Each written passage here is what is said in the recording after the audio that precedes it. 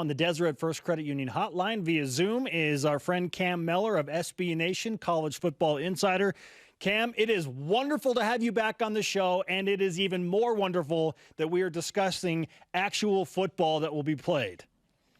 It's wonderful to be back. Thanks for having me. But it's even more wonderful to, and I was just telling you guys, to prove the naysayers wrong. To those that thought we weren't going to have some sort of college football season, we have college football this Saturday and then a full slate next week. It's as exciting as can be.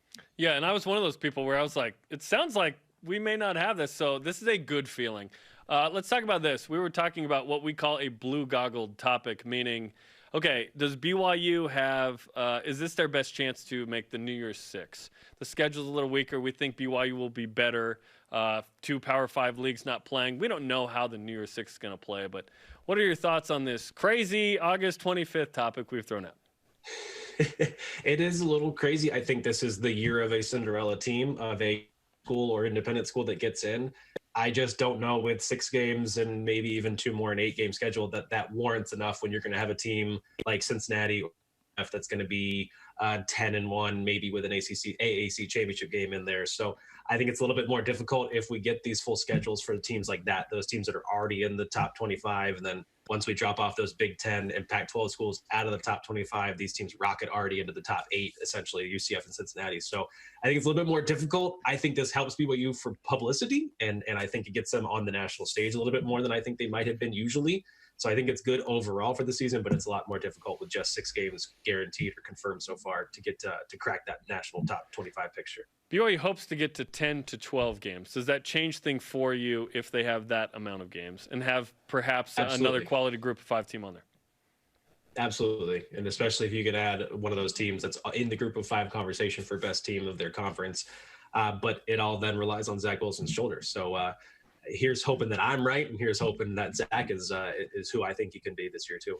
Okay, you bring up the topic, the quarterback who is getting ready for his junior season, Cam. We know that you love Zach. What are your expectations for him this year? Not coming off shoulder surgery and at least currently not dealing with a broken thumb.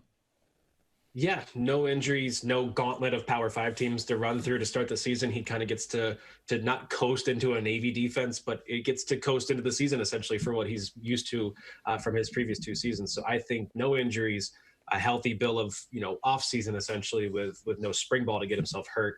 This is a guy who beats you with his legs just as easy as he beats you with his arms. But I think that if he can rely on that shoulder and rely on some receivers to step up for him this year, Zach Wilson turns into a household name across the country. Okay, you've been big on Zach, and let's explore that again now that he is an upperclassman. A lot of times we're like, hey, freshman or sophomore, show us something. And he's shown us some things, but there have been some injuries, right, and tough schedules and whatnot. But you've talked about him being a big-time player. The numbers don't scream big-time player from last year, but you've helped clarify some of that, especially with interceptions. So what was the number again? You said 6 of the 9 picks you didn't feel like were his fault or something from last year?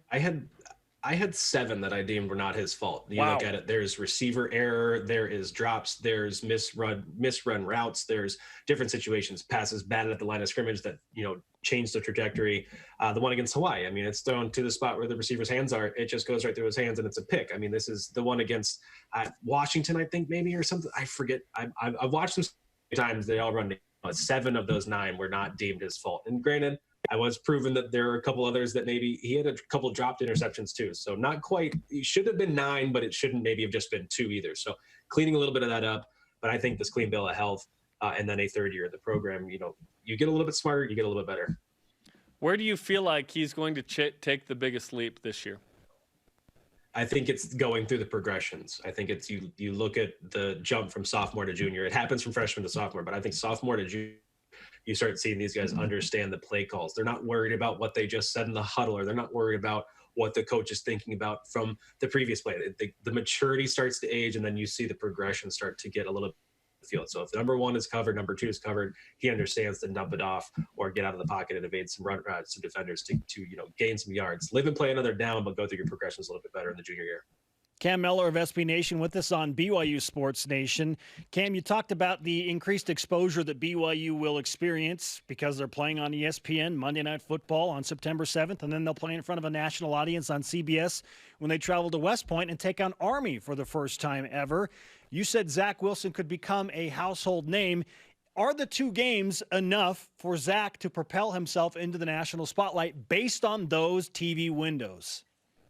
I think so. I think absolutely. I think Monday Night Football, essentially, this is going to be one of the more watched games, not of just week 1, but like season. It's Monday Night Football, for crying out loud.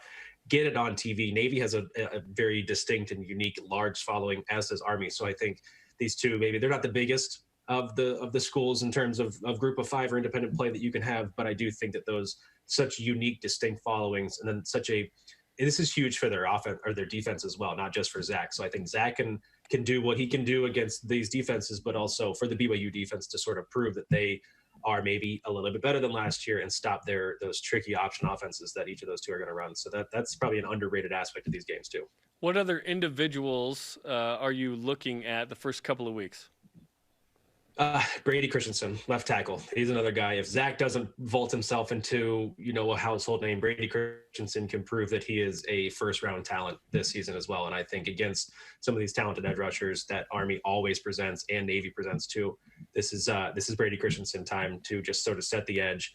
And then other than that, Matt Bushman. I mean, who doesn't want to watch Bushman play? Maybe even James Empey as well, sort of solidify the fact that he is one of the top interior linemen for the next year's draft as well, but also in all of college football. So I think those 3 on the offensive line, or those 3 total on offense plus Zach Wilson is who I'm really looking for. Anybody on defense stick out?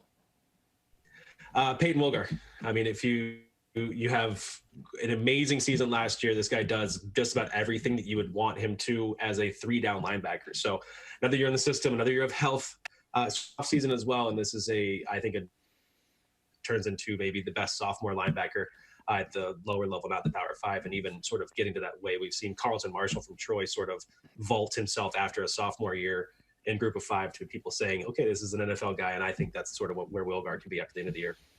Cam Mellor with us on BYU Sports Nation. You mentioned that this year might be the year of the Cinderella. Jeremy and I just went through the mathematics of it, and there are only 76 Division I college teams playing rather than 130. There are 12 spots in the New Year's Six, so that's a 15% chance for all of these 76 teams to somehow end up in a New Year's Six bowl game. With with 2 Power 5 conferences sitting out, is this the year that 2 Group of 5 teams sneak into New Year's Six games, or maybe 1 Group of 5 and an independent BYU?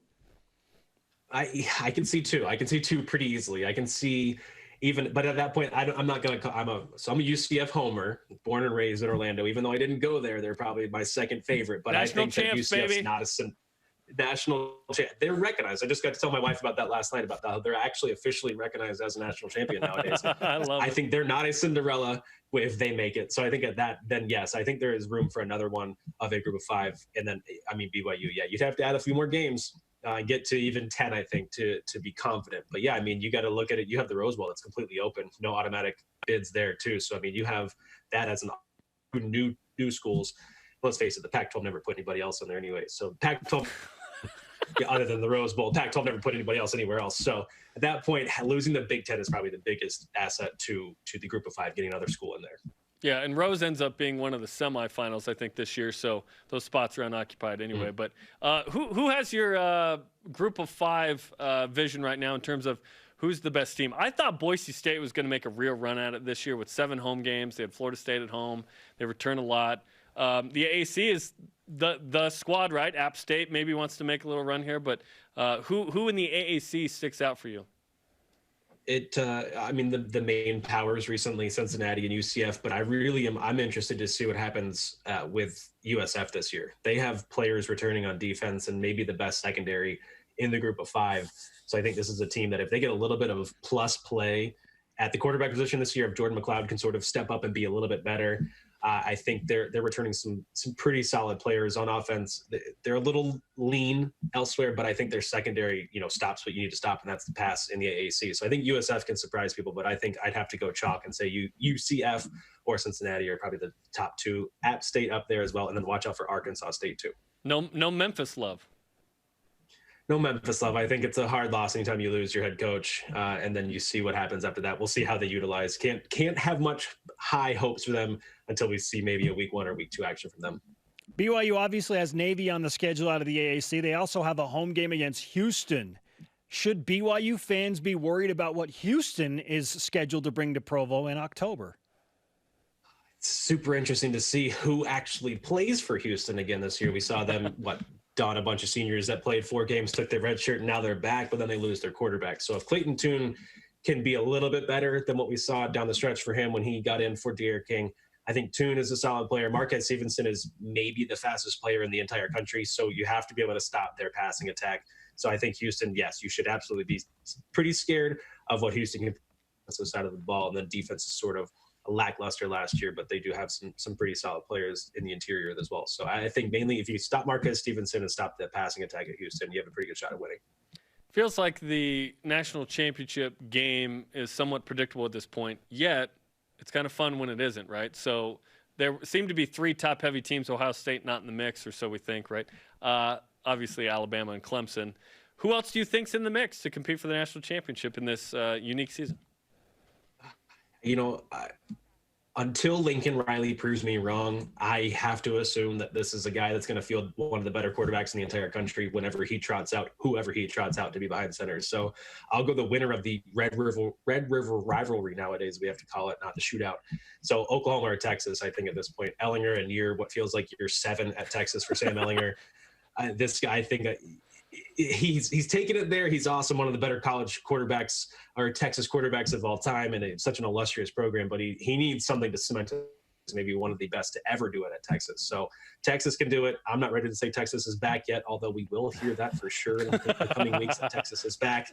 But Texas or Oklahoma, and I'd give the edge to Oklahoma based upon their offensive line returning this year. I can't wait for Texas to win that opening game and hear it. Texas is back! It's like, really? Come on, man. Yeah. Cam, great to catch up with you, man, and we appreciate the football insight. For those that want to read more, where can they go to read your material? SBNation.com is probably the easiest way to find me. Twitter, everything is everything national at least. So Twitter, and it's just very simply Cam Mellor. I'm always out there tweeting whatever I can about college football. Sounds good, man. Thanks for the time.